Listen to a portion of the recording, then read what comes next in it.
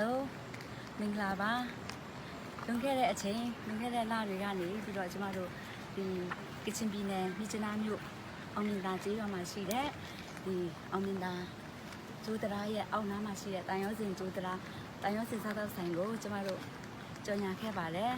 အဲ့ဒီလိုပဲအခုပထမအချိန်ကျမတို့ကြော်ညာခဲ့တယ်လို့အခုဒုတိယအချိန်အနေနဲ့ကျမတို့ဒီတန်ရုံးစင်စားသောက်ဆိုင်လေးကိုပြန်လည်ရောက်ရှိလာပါတယ်အဲ့ဒီလိုပဲလွန်ခဲ့တဲ့ပထမတစ်ချိန်မှာဒီတန်ရုံးစင်စားသောက်ဆိုင်လေးကိုကြော်ညာခဲ့ပါတယ်အဲ့ဒီအတွက်ကြောင့်အခုဒီဆိုင်လေးကိုဒုတိယအချိန်ပြန်လာတဲ့အချိန်ကျတော့လူတွေလည်းတော်တော်လေးစီကားနေတာတွေ့ရပါတယ်အဲ့ဒီအတွက်ကြောင့်ကျမတို့လည်းအများကြီးစိတ်ချမ်းသာရပါတယ်အဲ့ဒီအတွက်ကြောင့်ဒီ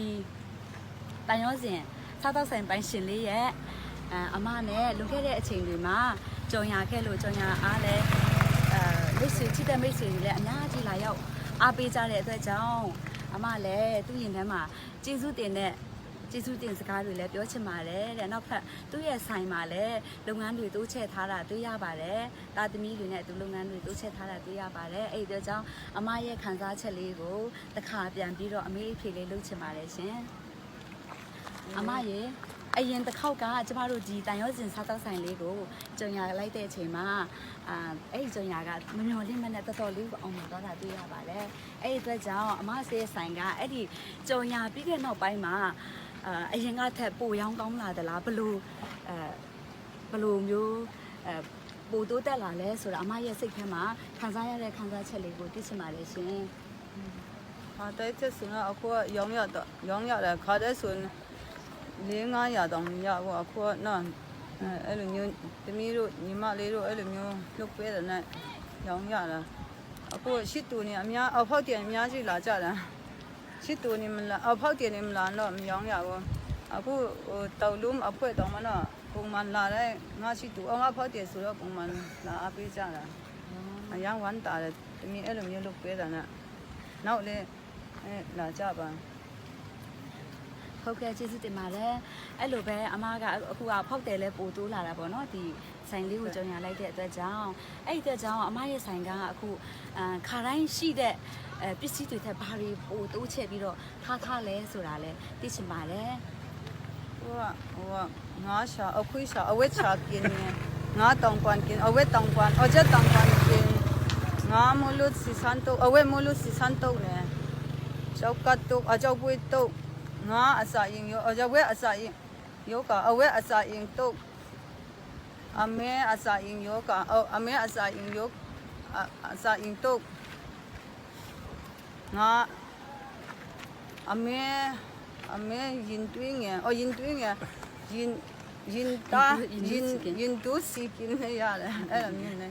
လုပ်ထားတာခါရဲအဲ့လိုမျိုးနဲ့လုပ်ထားဖို့ဟုတ်ပါတယ်အခုလာတွေ့ရတာလဲဆိုင်ကလည်းအရင်ကတည်းကပို့ပြီးတော့စီကားပြီးတော့ပစ္စည်းတွေလည်းပို့ဆောင်နေတာတွေ့ရပါတယ်အဲ့အတွက်ကြောင့်ကျမတို့လည်းအများကြီးထပ်တူပန်းသားပါတယ်အမရေရှစ်ဆက်ပြီးတော့လည်းအမရဲ့ဆိုင်ကိုဘယ်လိုမျိုးတိုးချဲ့ဖို့ရှိလဲဆိုတာလည်းသိချင်ပါတယ်ရှင်ညာချီလုထားရှင်နာတော့ကလေးနဲ့ကြောင်းတက်ပြီဆိုတော့အမေကိုလည်းလို့မရှိလို့မလုနိုင်လို့နည်းနည်းပပအဲ့လိုမျိုး5မျိုးအဲ့လိုမျိုးပဲလုထားတာများလုရှင်တယ်အလုမနိုင်လို့ကလေးကအကုန်ကြောင်းတက်လို့ခက်နေတာကလေးတွေကြောင်းပြီးမှပဲအဖြေချနေရောင်းမယ်အဖြေချအချက်ချဖြေနေရောင်းဟုတ်ကဲ့ပါဒါဆိုရင်တော့ကလေးတွေကြောင်းပြီးနောက်ရောက်လာမဲ့ဧည့်သည်တွေကတော့စာဖြေလဲစားရမှာပေါ့နော်အမစာဖြေလဲထပ်တိုးရောင်းမှာဆိုတော့ဝမ်းသာပါတယ်အမရဲ့အဲ့ဒီအခုဝက်ရှာကင်တို့အဲ့ဒီသူရဲ့ပစ္စည်းဈေးနှုန်းတွေလည်းတစ်ချက်လောက်သိချင်ပါတယ်တချို့လာလေတဲ့ဧည့်သည်တွေကဆိုလို့ရှိရင်ဘယ်ဟာကဈေးနှုန်းဘယ်လောက်ရှိတယ်ဆိုတာကိုသိချင်တဲ့အတွက်ကြောင့်အဲ့ဒီအမရောင်းတဲ့ပစ္စည်းအစားအသောက်တွေရဲ့เนาะတစ်ခုချင်းစီရဲ့ဈေးနှုန်းကိုလည်းသိချင်ပါတယ်အမရေငါกินတော့အကောင်ကျင်းကြည့်တယ်လို့ရောင်းတယ်လို့ရောင်း9000တန်ရှိတယ်4000တန်ရှိတယ်4000တန်ရှိတယ်6000တန်အဲ့လိုမျိုး3000တန်ရှိတယ်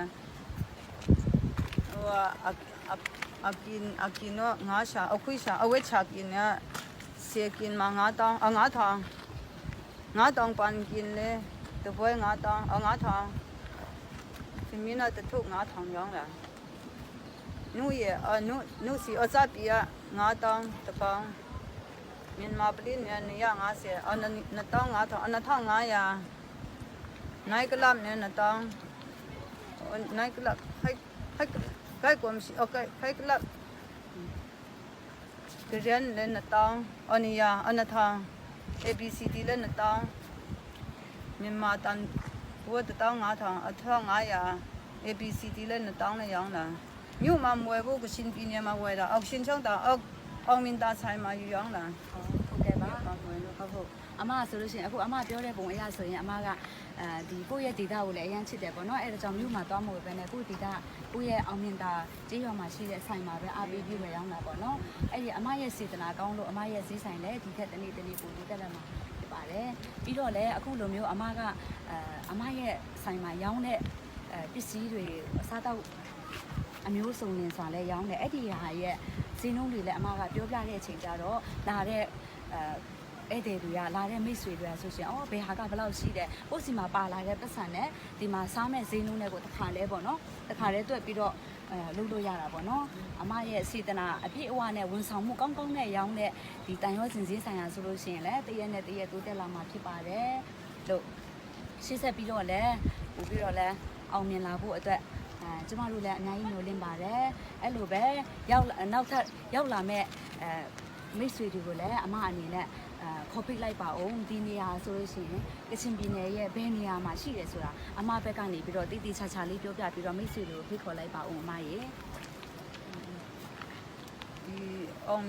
မင်တာကျူတာမဆိုတော့အစဆိုအမတယောက်တည်းအရင်ရောင်းတာဒီမှာတောင်ရောင်းတယ်ဟိုအခုမှပဲလူနေတော့အများကြီးစီကားလာတယ်အမတို့ဆိုင်မှာဆိုရေရှိုးဖို့နေရာလည်းမရှိဘူးဆိုတော့နေဈေးအောင်လည်းမကောင်းဘူး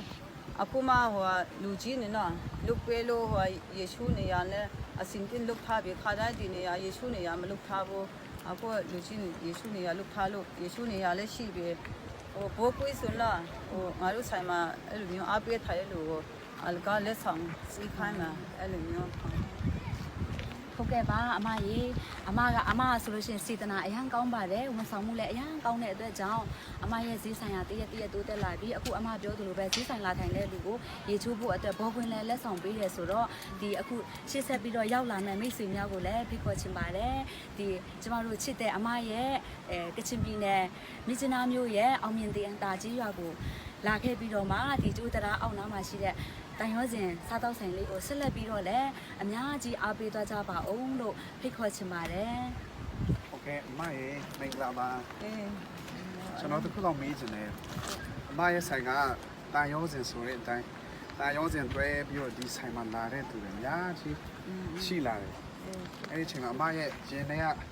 တီတီစကားလေးပေါ့နော်ကျေးဇူးတင်စကားလေးလည်းထပ်ပြီးတော့ပြောပေးပါအောင်လို့အဲ့လိုမျိုးနော်ကလေးကိုရောက်မယ်အဲ့လိုမျိုးအားပေးလို့အရန်ကျေးဇူးတင်တယ်အခုလမ်းမှာနော်ဒီမှာတွားလာတဲ့လူနေလို့အမအားပေးတဲ့လူမျိုးဒီမှာတခြားဆိုင်မှာအားပေးတဲ့လူတွေအကုန်လုံးနော်သူတို့အစင်ပြေပါစေလို့လမ်းမှာလည်းဘာမှမဖြစ်ဘူးအခက်အခဲဘာမှမဖြစ်ဘူးလို့အမေနဲ့အမနဲ့နော်ချားချောင်းတွားတဲ့လူမျိုးအကုန်လုံးအတွက်ကိုဆုတောင်းပေးနေတာအရန်ကျေးဇူးတင်တာOkayကျွန်တော်တန်ရောစင်စားတော့ဆိုင်လေးရောက်အောင်လာခဲ့ပေးပါလို့ဒီအောင်မြင်တာလေးမှာရှိပါတယ်လို့เนาะအားလုံးကိုနှုတ်ဆက်ပါတယ် ကတန်ကလေးကျေးဇူးပါနောက်လေးလာဟုတ်လားနောက်လေးမှာအိတ်ပါ